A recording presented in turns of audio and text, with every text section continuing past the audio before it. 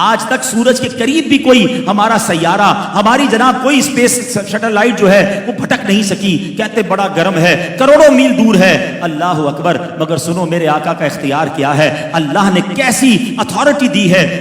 نبی پاک علیہ الصلوۃ والسلام جو ہیں مولا علی کی گود میں آرام کر رہے ہیں، مقام میں صحبہ ہے. مولا علی کی نماز کا وقت چلا گیا. نبی پاک نے عصر ادا کر لی تھی، حضرت علی نے ادا نہیں کی. اب مغرب کا وقت ہو گیا، سورج غروب ہو گیا. نبی پاک نے مبارک آنکھیں کھولی، مولا علی کو دیکھا تو چہرے پہ افسردگی. اے علی کیوں افسردہ ہو؟ کہتے حضور علی جب سے ایمان لایا ہے کبھی کوئی نماز قضا نہیں ہوئی. حضور آج عصر چلی گئی ہے. سبحان اللہ. میرے آقا کی کوئی خدمت کرے وہ محروم کیسے ہو سکتا ہے؟ سرور کائنات نے ہاتھ اٹھائے. الفاظ سنو، اللہ کے حبیب فرماتے ہیں، عرض کرتے ہیں اللہ کی بارگاہ میں، اے اللہ علی تیری اور تیرے حبیب کی فرما برداری میں مصروف تھا. پھر سمجھو اس بات کو، خدمت تو کس کی ہو رہی ہے؟ نبی پاک کی ہو رہی ہے نا. آقا نے آرام کیا تھا مگر اللہ کے نبی کیا فرما رہے ہیں، عرض کیا کر رہے ہیں، اے اللہ علی تیری اور تیرے حبیب کی فرما برداری میں مصروف تھا. سبحان اللہ. اب اعلیٰ حضرت کا شعر شاید جلدی سمجھ آ جائے گا کہ بخدا خدا کا یہی ہے در، بخدا خدا کا یہی ہے در، نہیں اور کوئی مفر مکر جو وہاں سے ہو یہیں آ کے ہو، جو یہاں نہیں وہ وہاں نہیں. اللہ کے حبیب نے دعا کی. دنیا نے آج تک یہ منظر نہیں دیکھا تھا. لونر سائیکل جو ہے یہ بتاتی ہے کہ جناب عصر کے بعد مغرب اور مغرب کے بعد عشاء کا وقت ہوتا ہے. مگر اس دن زمانے نے عجب منظر دیکھا. عصر کے بعد مغرب تو ہوئی مگر مغرب کے بعد پھر عصر کا وقت شروع ہوتا ہے. سورج واپس پلٹتا ہے، سورج کی شعائیں جناب اس علاقے میں پھیلتی ہیں اور مولا علی اپنی اثر ادا کرتے ہیں. نبی پاک کی کس کس اختیار کی بات کی جائے. اب کس طرح اب بیماروں کا علاج فرما دیتے، زہر کا تریاق فرماتے. غار ثور کا واقعہ کسے یاد نہیں؟ بچپن سے واقعہ سنا ہے، سینکڑوں بار سنا ہے.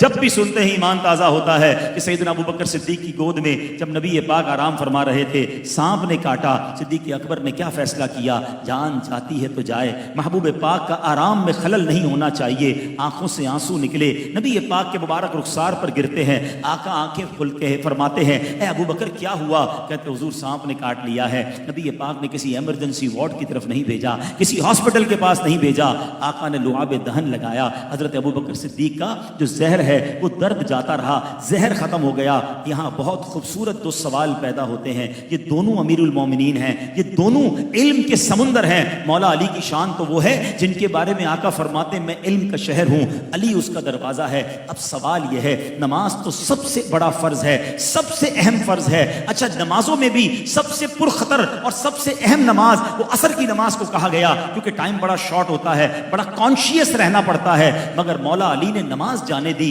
نبی پاک کے آرام میں خلل نہیں ڈالا. ارے اٹھا دیتے، عرض کرتے حضور آپ ہی نے فرمایا نماز فرض ہے، مجھے نماز پڑھنی ہے. مگر مولا علی کے دل نے یہ گوارا نہ کیا. ادھر حضرت ابوبکر صدیق کو سانپ نے کاٹا ہے، یہ بھی شریعت کا حکم ہے کہ جان بچانا فرض ہے، مگر انہوں نے جان جانے کی پرواہ نہیں کی. نبی پاک کے آرام میں خلل نہیں ڈالا. یقیناً اس وقت دنیا میں ان دونوں سے بڑے مفتی تو کوئی نہیں ہے نا. ان دونوں کا یہ ڈیسیشن ہمیں بہت کچھ بتا رہا ہے کہ سنو یہ فیصلہ کیا تھا، یہ ڈیسیشن کیا تھا، سیکھنے کو کیا ملا.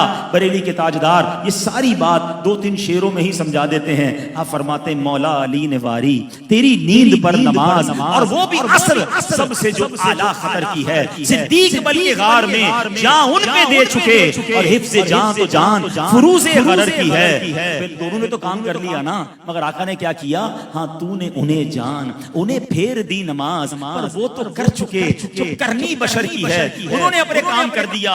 اب اعلیٰ حضرت کہتے سیکھنے کو کیا ملا، عطر کیا ہے، ایسنس کیا ہے، ان دونوں واقعات سے سیکھنا کیا ہے. آپ کہتے ہیں ثابت ہوا کہ جملہ فرائض فرو ہیں. پتہ چلا کہ سارے فرض جو ہے نا یہ شاخیں ہیں، فرو کہتے ہیں برانچز کو. تو پھر اصل کیا ہے، ٹری کیا ہے، تنا کیا ہے؟ فرمایا ثابت ہوا کہ جملہ فرائض فرو ہیں، اصل الاصول بندگی استاجور کی ہے. آقا راضی ہیں تو رب راضی ہے. تم ساری زندگی نمازیں پڑھ لو، ساری زندگی قرآن پڑھ لو، اگر دل میں عشق رسول نہیں ہے اور تم سے اللہ کے حبیب راضی نہیں ہیں، تمہاری نمازیں کام نہیں آنی، تمہارے روزے اور عبادتیں کام نہیں آنی. کیونکہ ثابت ہوا کہ جملہ فرائض فرو ہیں، اصل الاصول بندگی استاجور کی ہے. نبی پاک کی رضا کو تھامے رکھنا، کیونکہ یہ راضی ہو گئے تو رب بھی راضی ہو جائے گا. کیونکہ آقا رب کے حبیب ہیں، حبیب راضی ہو جائے گا تو ان کا رب بھی ہم سے راضی ہو جائے گا.